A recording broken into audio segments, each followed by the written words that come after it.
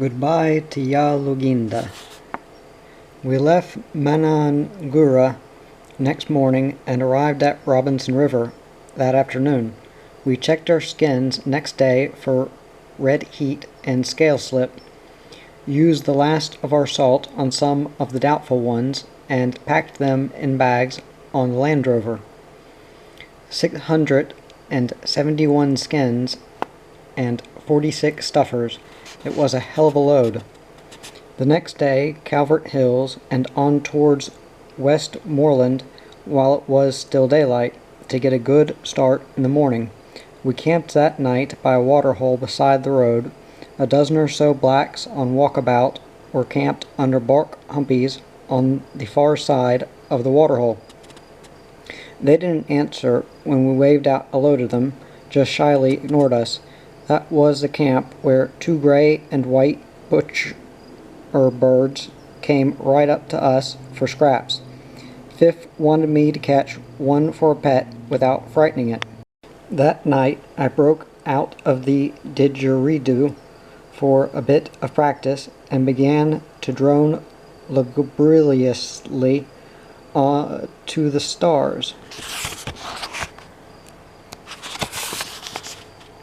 Then, from the blacks' camp across the waterhole, we heard sticks beating a kind of rhythm and a murmuring of voices. The murmuring voices gained volume until we couldn't possibly fail to mistake what they were saying or shut it out of our minds.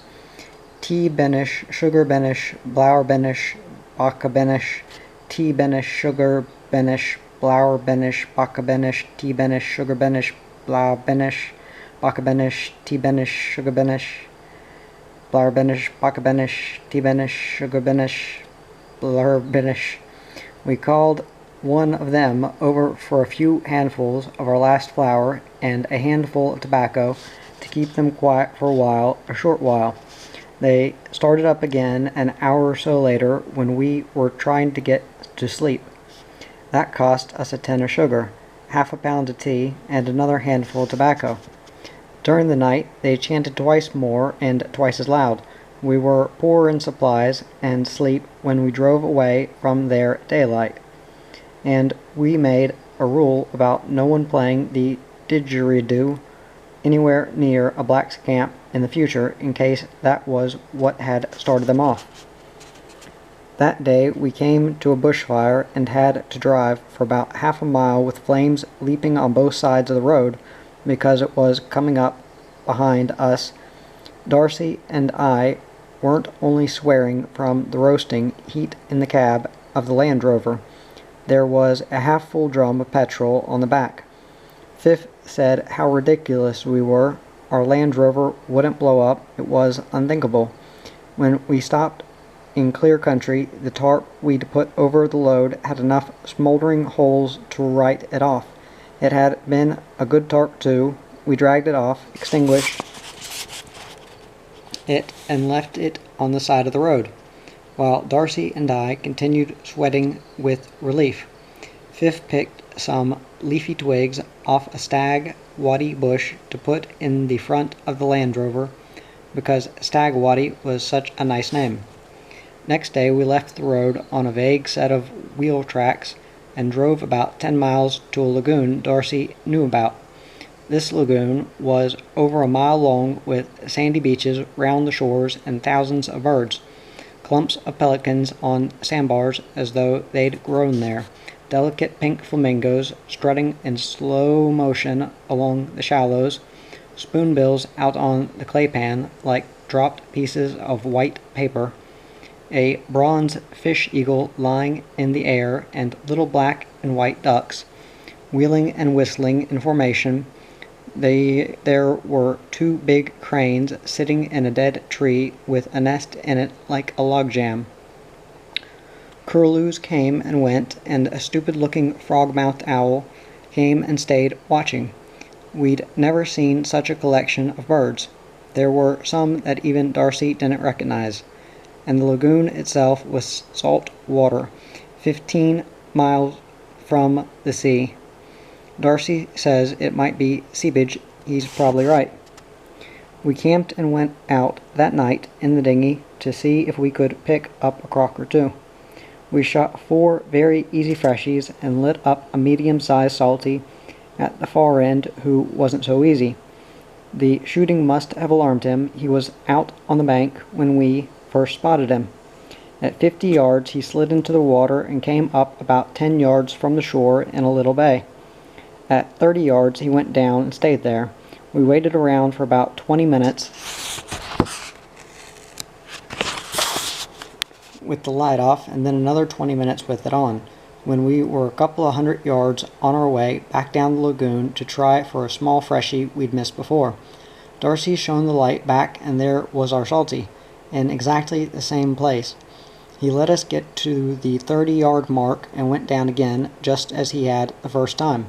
We waited, left, looked back, and there he was again, still in the same place. Darcy chuckled 2 soft chucks. We don't need that bloke's skin, but it would please me to get him. He is the kind of croc who will kill men and cattle when he is older. He thinks he has us beaten, but he is in error.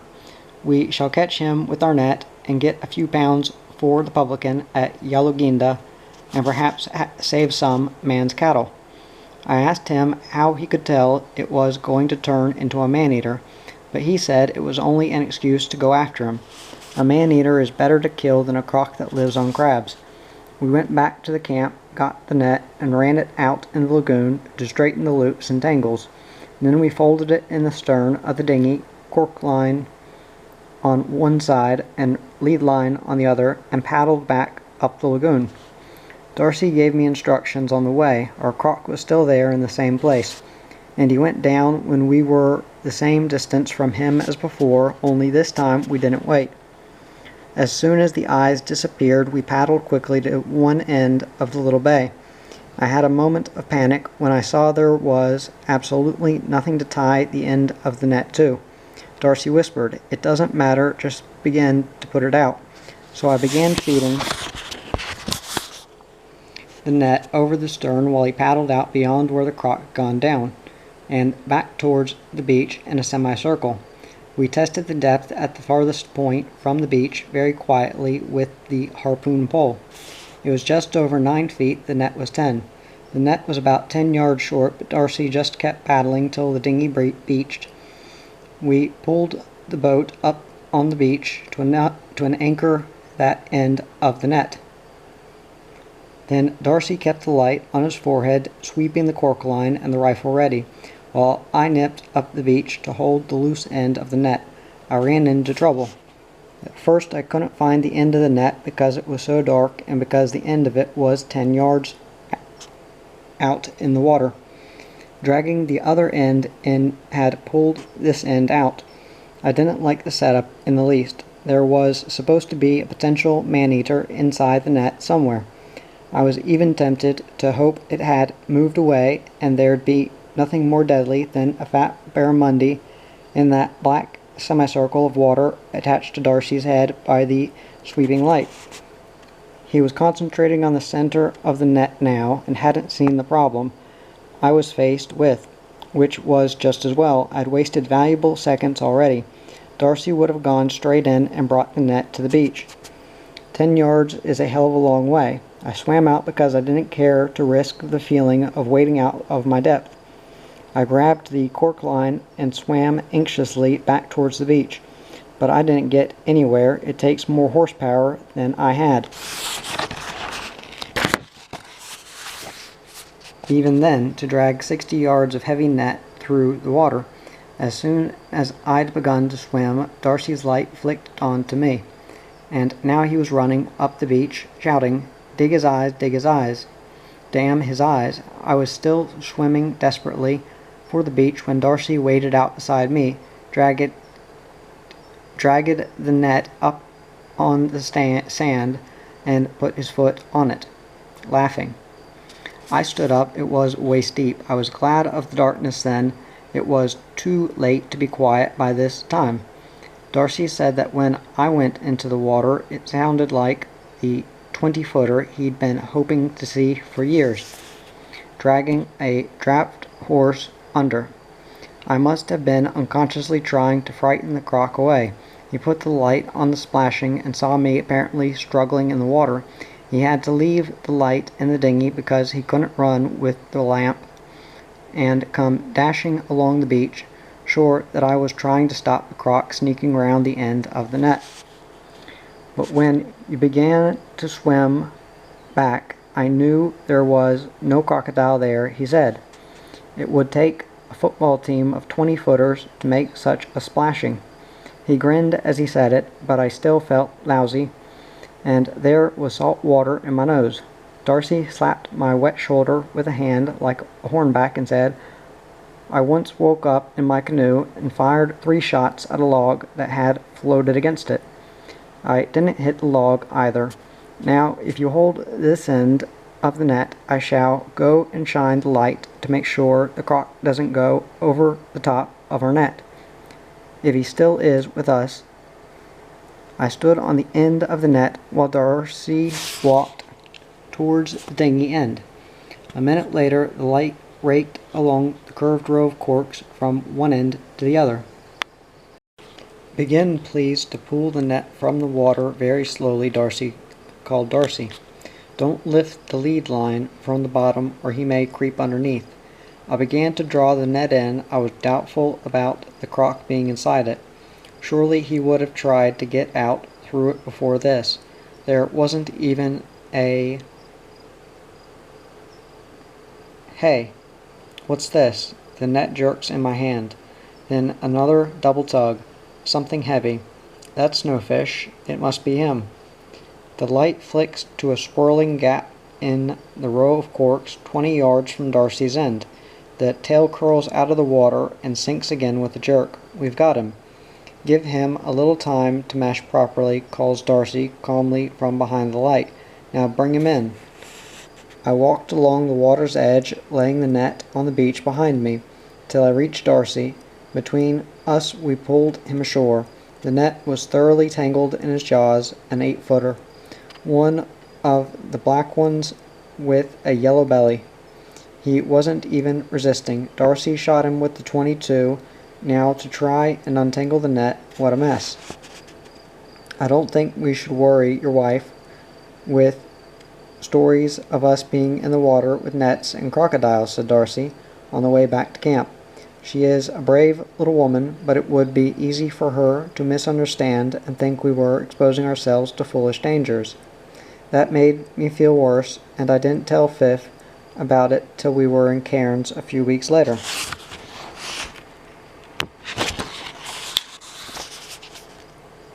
Fifth and I woke up at the first suspicion of daylight next morning. There was something terribly wrong. The sky was bigger than the earth and plunging down on us from the north in enormous bursting rolls of blanket gray cloud. Everything was still and impending.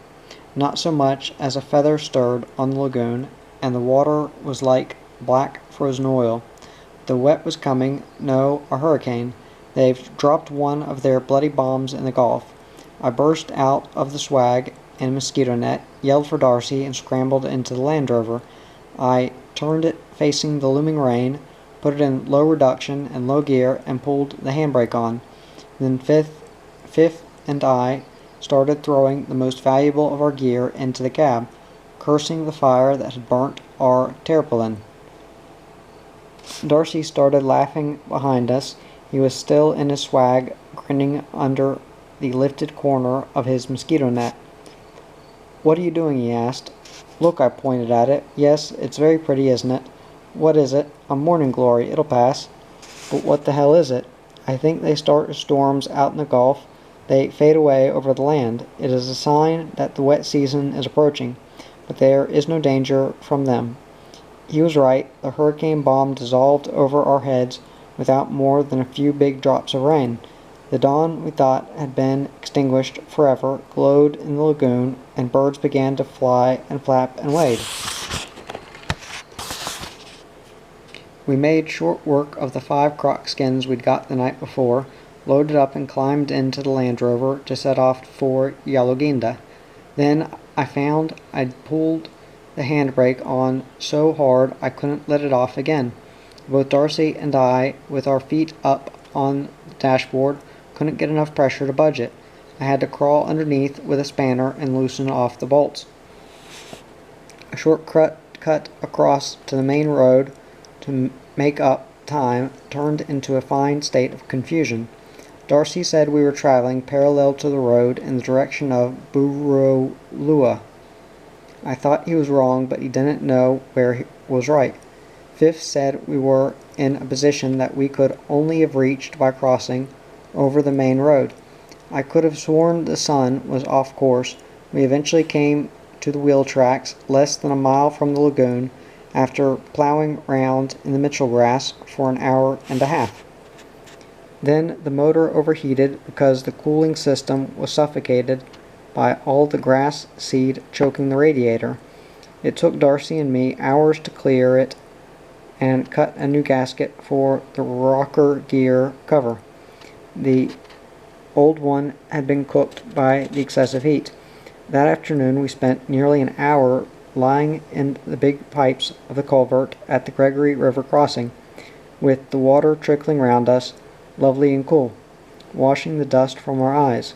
Our voices echoed like dreams when we talked, and Proshkovitz stirred up mud in everyone's pipe. We covered about 45 miles that day. We arrived at Yaloginda too late to get any sleep and too early for the pub, so Fifth and Proshkovitz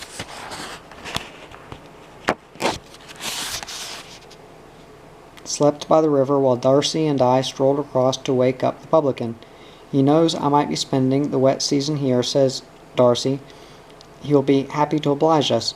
The publican wasn't exactly happy, but he obliged.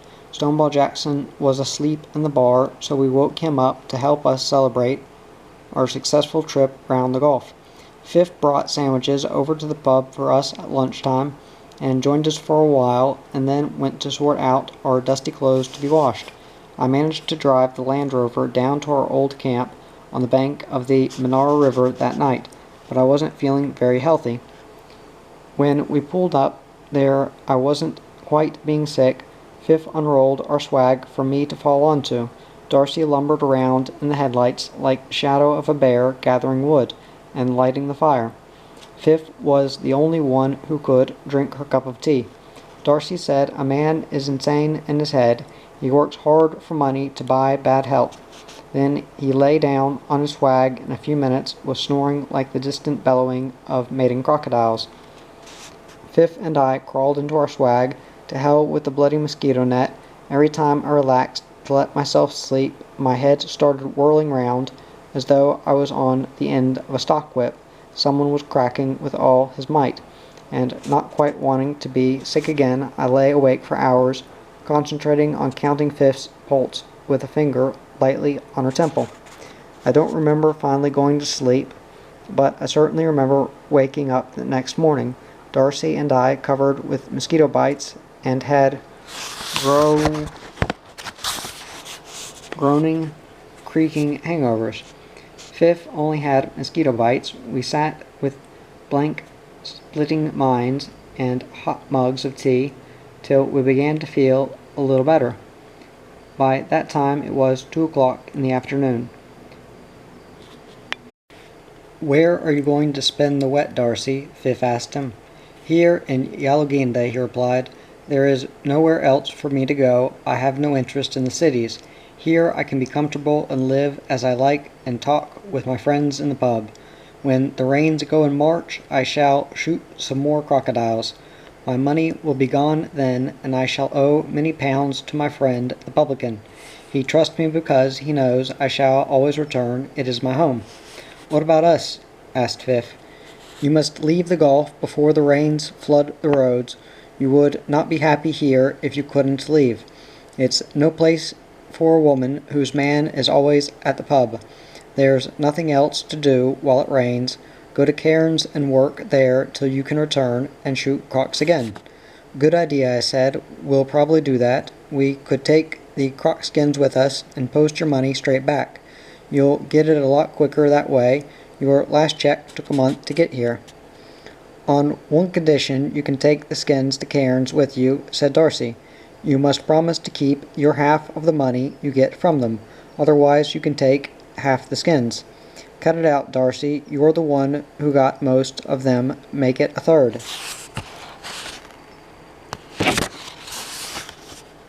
"No, half. The two of you and your truck contributed more than half. Please don't let money spoil the memory of a pleasant trip." "Do you really want us back after the wet?" asked Fifth. "I would be pleased to have your company, but we should not make plans for so far ahead. If we meet again, we can talk about it then." He turned to me. "You can learn more from experience than I can teach you now. You lack the patience to be a really good croc shooter. So does nearly everyone. Such a man would be useless for anything else. And you have a woman to look after and children to breed. You will get as many crocodiles as the next man until you become tired of it and learn another way of life." "We'd better get away tomorrow," I said. Yes, that afternoon we drove Darcy and Prashkovitz into the garage to pick up the Blitz. It was like a reunion. Darcy celebrated again, and Prashkovitz had his Blitz to look after again. Fifth and I got an early night in, and in the morning we left. Darcy still asleep, and went in to Yellow Ginda to say goodbye and top up with fuel. We left the Land Rover at the garage and walked to the pub next door for a last drink. The publican shouted us a can of beer each, and everyone shook hands and drank with us. Stonewall Jackson came in just as we were leaving, gave Fifth a soft orange, and said how sorry he was about her having such a rotten bastard of a husband. We said goodbye all around again and climbed into the Land Rover. We'd got 10 yards or so on our way to Cairns when there was a long, thunderous, clanging crash behind us. It was still going when we'd stopped. An empty 44-gallon drum rolled past as I got out. There were drums all over the place. Someone had tied a long rope round the bottom tier of a pile of empty drums that were stacked beside the garage for the carrier to pick up. The other end of the rope was still tied to the Rover. There were exactly 48 of those drums scattered around, 2 deep, 8 along, and 3 high. Fifth and I rolled them back and stacked them up again, while Stonewall Jackson drank innocently from a stolen can in the pub doorway.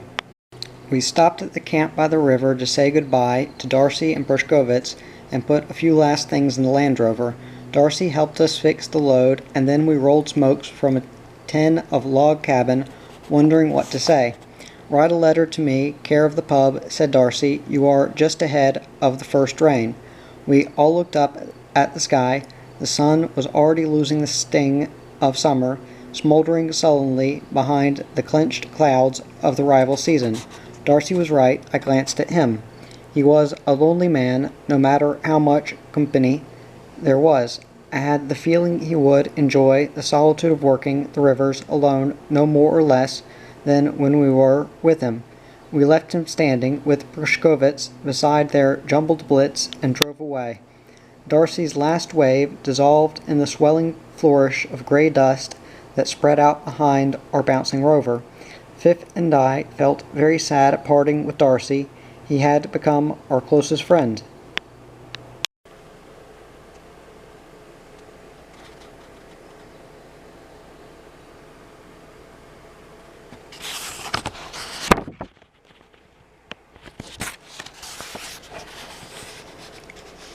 A dinghy like Darcy's. After the withering, toasted plains of the Gulf, the sudden crisp green of the countryside around Cairns was like a strange country to Fifth and me. The taste of clean cold water took a bit of getting used to. We'd been so long on the brackish, muddy, and rusty hot water in the Gulf lagoons and rivers. We drove through the town and then out to some bush at the foot of the hills and camped. I think we needed a little breather to get used to all the extravagant luxury of the countryside. The dusty scruffiness of our brave Land Rover looked as foreign there as we must have. So we kept to ourselves for a few hours like new kids at school. Next morning, in our best clothes and looking as though we just walked over from Alice Springs, we took our crocodile skins into town and found the agent. I left Fifth sitting in the Land Rover and strolled into the office, rolling a smoke. "Yes, what can I do for you?" said the bloke behind the bar.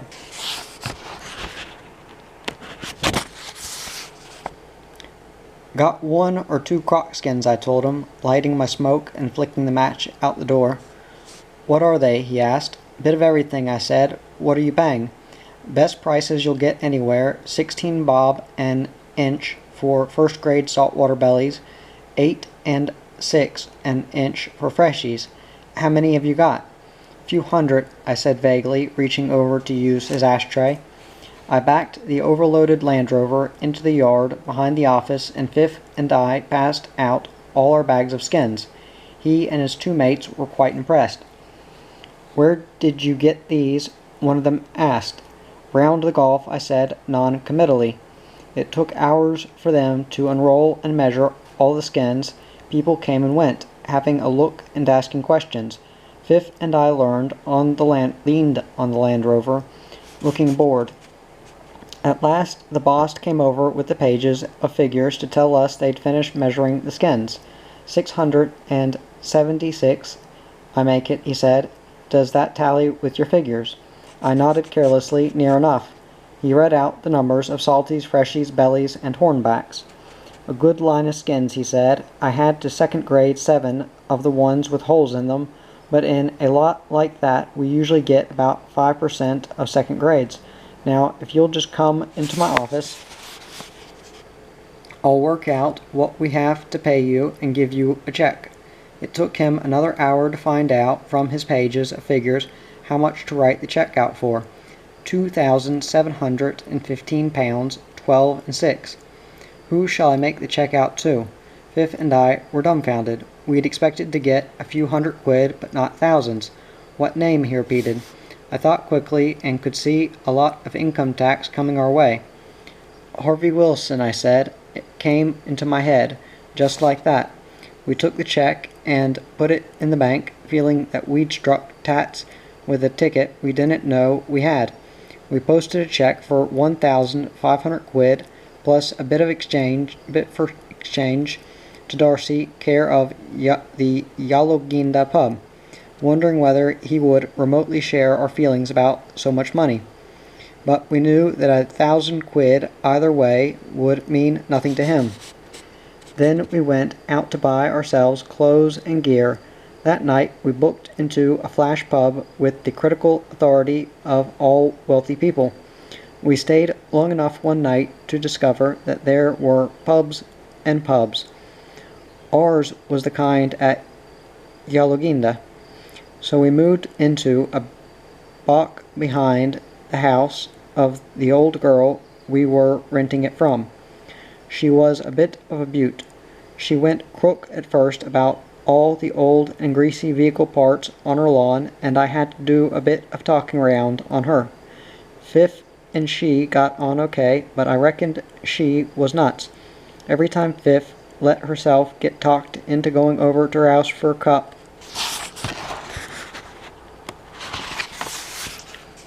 of tea, she'd come back with another yarn of some crazy quirk the old girl had.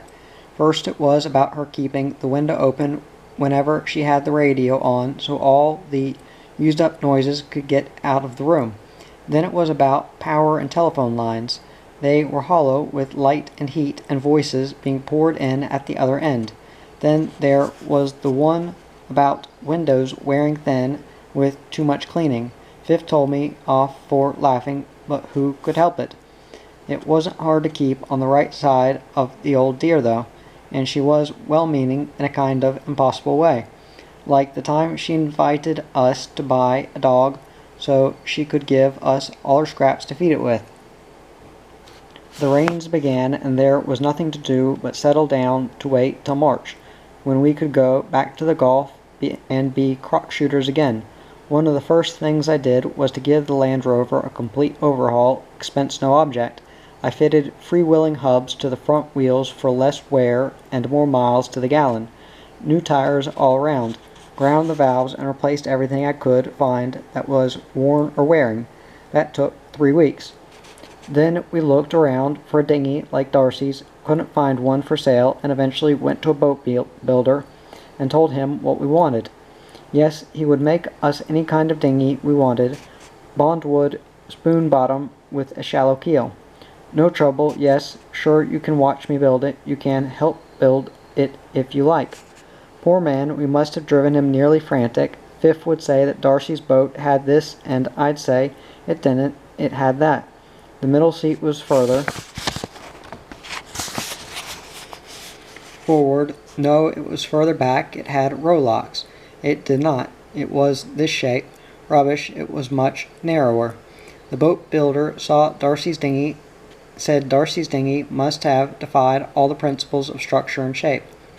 In the end, we all compromised, and the finished article was quite pleasing. It had a special place to tie the harpoon rope, a gap in the front seat to stick the knife, and a slot in the stern corner to hold the harpoon pole from falling overboard.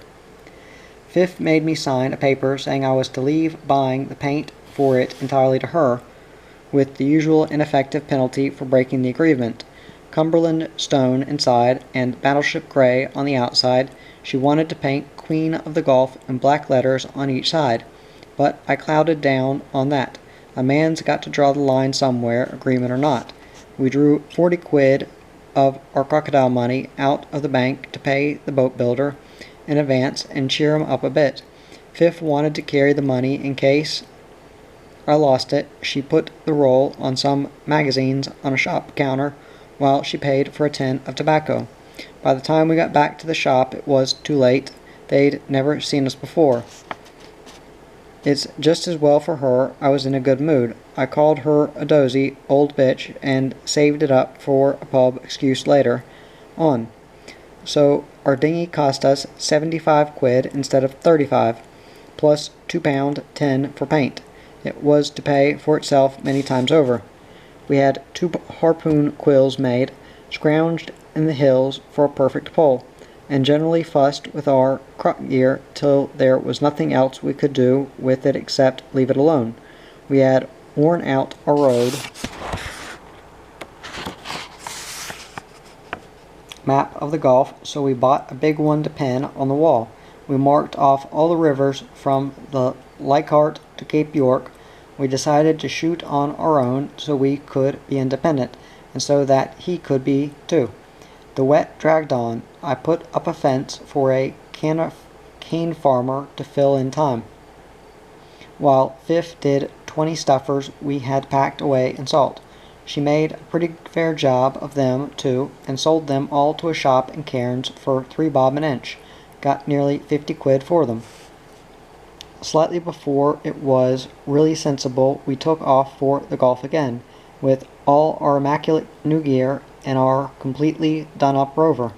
Low, overlapping cloud was still trailing smudgy rain through the hills, and the rivers ran muddy and deep. We had to wait 3 weeks in a boggy camp on the banks of the Leichhardt before we got a night on the river. We never saw a croc, and there was another flood after that. It was 5 weeks after we left Cairns when we started getting the odd croc, but nobody could say we were late getting started. We had selected the river in the eastern Gulf from the Leichhardt round to Cape York Peninsula so as not to overlap into Darcy's country. Shooting on our own, we soon found that he hadn't taught us everything about croc shooting by a long shot. We made the most ridiculous mistakes for professional croc shooters, things that Darcy had automatically allowed for or provided against, things he took so much for granted he never thought of telling or showing us. We got trapped up a narrow creek by the falling tide one evening waiting for dark, and had to wait 4.5 hours for enough water to float us out to the river again. The mosquitoes nearly killed us. Then a week or so later we went up an overgrown waterway at low rising water and waited for dark. It was a spring tide that floated our dinghy up among the overhanging branches, until we had to hack and drag the boat out through the trees to the main river a hell of a business. One night in Saxby we were going round collecting stuffers because there were no big crocs about. I drifted the dinghy under an overhanging tree where we'd spotted a little flash of red eyes, and I leaned over the bow to grab the stuffer. I was less than 3 feet away and still closing in when I saw it was a 13-foot salty with leaves blotting his eyes. I damn near screamed. The croc sloshed backwards and disappeared just before we ran into him. He came up in the middle of the stream a few minutes later, and I paddled carefully across and shot him very hard in the head for scaring me like that. We also made mistakes Darcy had warned us about. You will know these things, but you will not have learned them till you are taught by experience. There was the time a dead 9-foot salty suddenly came alive in the bottom of the dinghy, its head thrashing around between Fifth's feet. He couldn't get his nose out from under the seat, fortunately, but I couldn't use the axe on him because of the risk of holing the boat. We very nearly capsized. I shot him in the head and hoped the bullet wouldn't go right through, but it did. We patched the hole and always made thorough use of the axe after that. We lost a bag of skins through being skimpy with the salt, and another through not checking and resalting them. We lost out on a lot of crocs while we were learning the rivers, but we made a comfortable amount of money all the same. We wandered from river to river till we got to know each one. Then we went on wandering from one to another. The Leichhardt, the Saxby, and the Flinders, the Norman, the Gilbert, the Mitchell, and all the little side creeks and lagoons we could ransack with our light for the red eyes of crocodiles. One morning Fifth says we should go to the Gilbert because we can pick up fresh bread on the way. I rubbish the idea for being stupid, but later that morning I tell her to start loading up. We are heading for the Gilbert so I can get some more tobacco at Normanton, because all the log cabin is in a box underneath the stuff I've already put in the rover. We met quite a few more best professional croc shooters in Queensland and or the Northern Territory, but none of them were getting any more crocs than we were, most of them a lot less. Some of them were as Australian as a quart pot, born and bred with an outboard motor in one hand and a rifle in the other. Some were New Australian as crocodile as bones on a murky deep bend of a river, but none of them could have held a candle to Darcy, us included. Our reputation as professional croc shooters was a bit extra because of one of us being a woman, and quite a lot of people wanted to come with us on trips. Some offered big money, but we were happy the way we were and only ever took one bloke out with us, and that was only because he was so melodramatic about everything and Fifth liked listening to him talk. He just lasted the one shortened trip. He had a good sense of humor, and we got on quite well with one half of his split personality, the half that talked.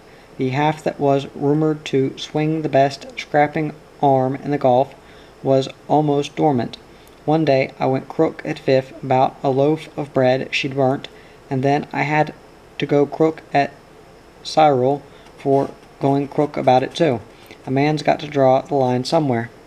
I don't know whose idea it was, but one day we were suddenly on our way to Yaluginda to see if we were going to run into Darcy and show him that we were genuine professional croc shooters making a lot of money. The Blitz was parked beside the Yaluginda pub as though it had never left there. Roshkovitz came to wave his tail casually at us as though we'd never left there either. We hurried into the bar, and there was Darcy, exactly the same. The only one missing was Stoneball Jackson, who was away prospecting in the Kimberleys. Darcy was more pleased to see us than anybody. He shook my hand and poked Fifth in the stomach and asked where all the babies were. He smiled at our stories of great achievement and frowned and nodded at all the right places. We drank again from cans and talked endlessly about crocodiles. Darcy had been shooting the same rivers and getting the same kind of tallies. He hadn't got his 20-footer yet, he told us sadly, only 4 more 18-footers. We camped that night at our old place in the Monaro River. Come with me to the Cleland River near Seven Emmis. There is a crocodile there that will teach us both something. He has been living on the blacks' dogs and the station cattle for many months, and now he is getting very cheeky. They are afraid for their children and lubras, who must go to the river to wash and swim. One man has already tried to kill him, but the croc was too cunning for him. I would like to try. Have a lot of crocs moved in there since, Darcy? No, there are still many freshies around the Gulf there, but very few big blokes are left. And where there are few of them, you learn the tricks. You will see how little I and experience have taught you about crocodiles.